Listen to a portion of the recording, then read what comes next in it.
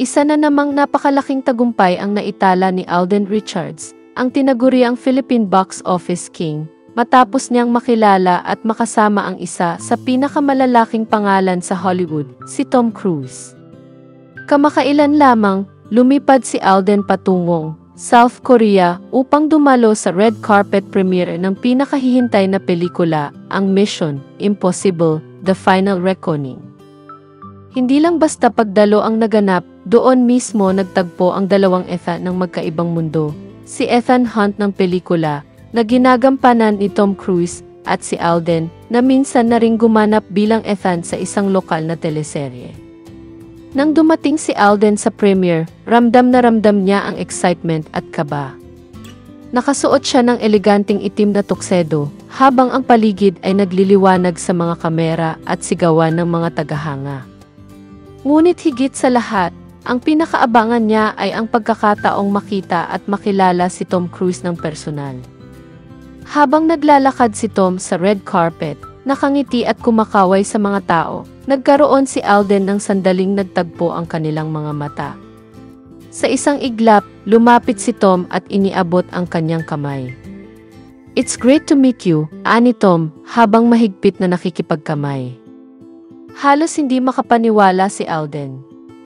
Sa kanyang Instagram post matapos ang event, ibinahagi niya ang isang video ng kanilang pagkikita, kalakip ang caption na, "Ethan meets Ethan." "I have no words." Agad itong pinag-usapan ng fans at netizens, na tuwang-tuwa at proud na proud kay Alden.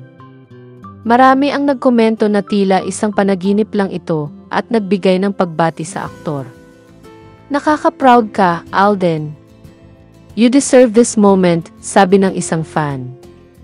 "Grabe, from local to global ka na talaga," dagdag pa ng isa. Hindi rin napigilan ni Alden na magbahagi ng kanyang nararamdaman matapos ang event, isang karangalan na makilala at makasama si Tom Cruise. "Isa siya sa mga iniidolo ko mula pa noong bata ako. Inspirasyon siya sa dedikasyon at passion sa kanyang trabaho," ani Alden sa isang panayam. Sa kabila ng kanyang tagumpay, nanatiling mapagkumbaba si Alden. Ibinahagi niya na ang pagkikita nila ni Tom ay nagbigay sa kanya ng bagong inspirasyon na pagbutihin pa ang kanyang craft bilang aktor. "Kung gaano siya ka-professional at ka-passionate sa ginagawa niya, gusto ko ring maabot iyon. Mas lalo akong ginanahan na gumawa ng pelikulang kayang maipagmalaki sa buong mundo," dagdag pa niya. Isang gabi ng bituin, ngunit higit pa sa karangyaan, ang sandaling iyon ay patunay na ang pangarap, gaano man kataas, ay kayang abutin basta't maisipag, tiyaga, at puso. At sa kanyang pagbabalik sa Pilipinas, dala ni Alden ang hindi lamang isang larawan kasama si Tom Cruise, kundi isang alaala ng tagumpay, isang misyon na matagumpay niyang natapos, at isang bagong misyon na kanyang haharapin bilang isa sa pinakamaningning na bituin ng Philippine cinema.